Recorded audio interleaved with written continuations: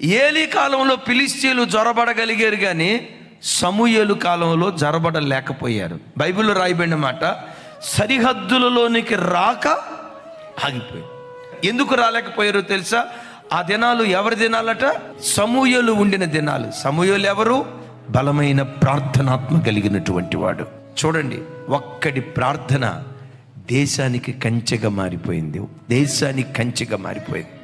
అమ్మా, నీ పిల్లలకు నువ్వు ఒక వృత్తంలాగా మారాలి. నీ భర్తకు నువ్వు ఒక వృత్తంలాగా మారాలి.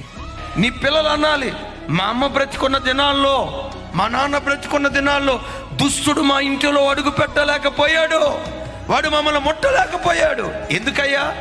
మా అమ్మ ప్రార్థన మాకు కంచిగా ఉందయ్యా, మా నాన్న ప్రార్థన మాకు కంచిగా ఉందయ్యా. అదే కంచె మా ప్రార్థన ద్వారా మేము కూడా ఈరోజు వేసుకున్నామని మన పిల్లలు మాట్లాడగలిగేటట్లుగా దేవుడు మనల్ని బలపరచును గాక.